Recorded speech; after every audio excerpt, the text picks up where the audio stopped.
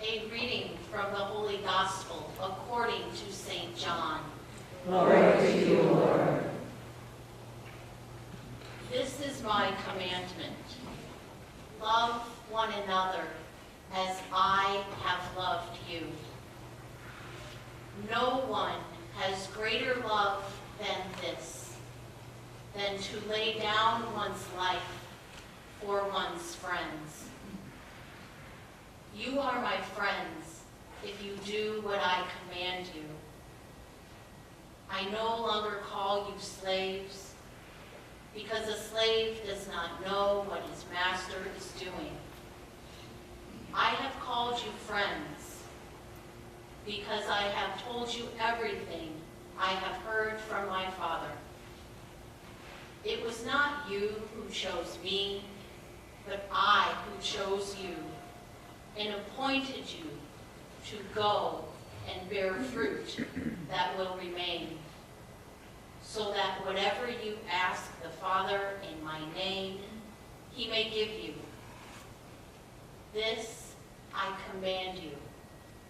Love one another. The Gospel of the Lord. Praise to you, Lord Jesus Christ.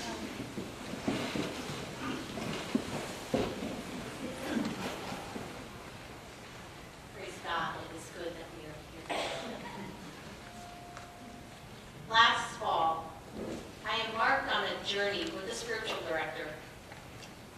During one of our first visits, she asked me, if you had to describe your relationship with God, how would you? My mind quickly went to various metaphors for God: the Holy Comforter, the Potter, and Father. It was not until a couple of weeks ago that I became fully aware of how this past year had transformed my answer to that question. Honestly, it simplified my answer to God is love. I have learned that there are many things to liken God to, but love is the only way I can say that God is. This year has been a journey of knowing that God is love, to wholeheartedly believing that God is love. Where does this love come from? Love not only comes from God as from a source, it is the very essence of God. What is our essence as Dominican sisters? Truth? Community? Prayer? Service? I have experienced us to be all of the above.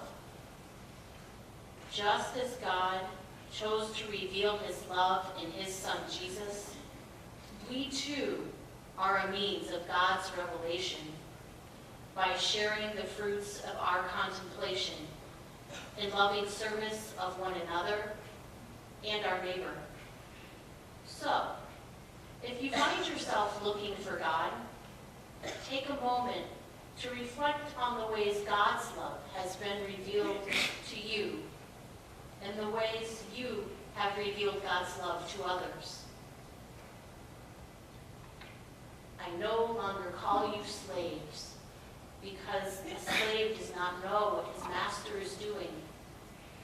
I call you beloved. John 15:15.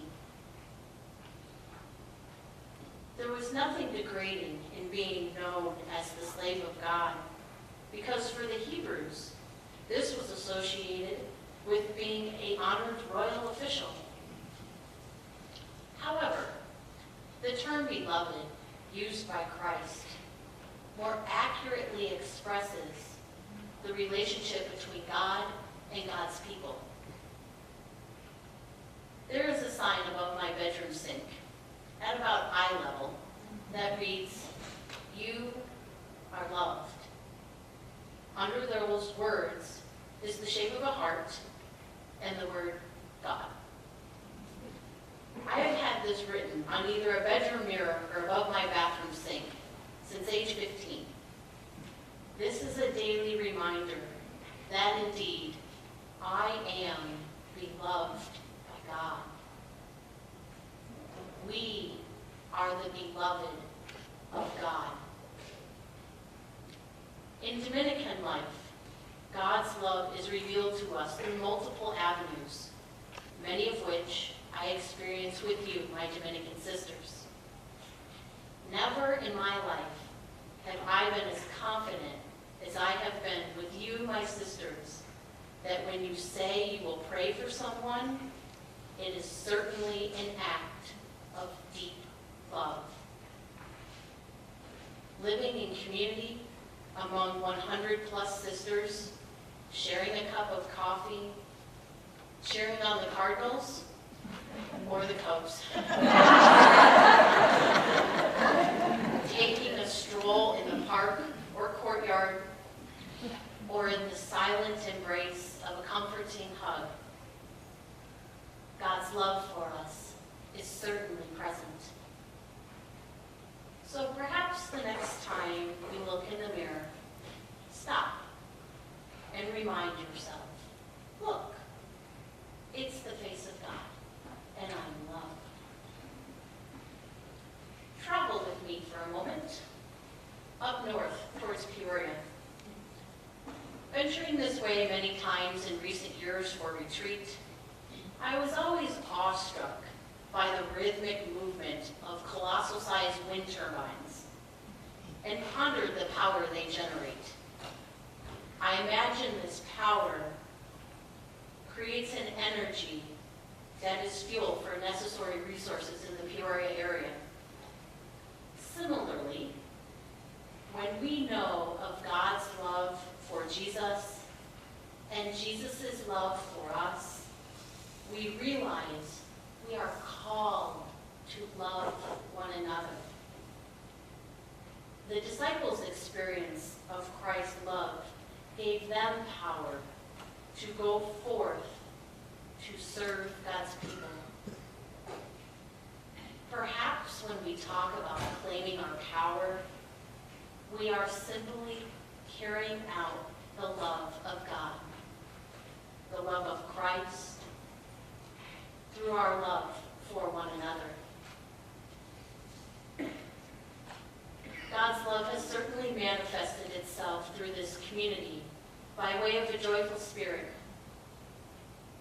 In our local communities, when we greet each other every morning and wish one another good night each evening, that is love. When we collaborate with one another in the service of our fellow sisters and neighbor, this is love. When we laugh until it hurts, courtesy of the comical talents of our sister, this is love. When we provide hospitality to one another, our families, employees, and guests, this is love. Like a strong magnetic pole, it was joy that attracted me to this community. And it is the love of my sisters that propels me as I journey forth. Nehemiah 8:10 reminds us that our joy will be our strength. My sisters, when the wind turbines of life start moving a little too fast, or when the road is less than smooth, stop and remember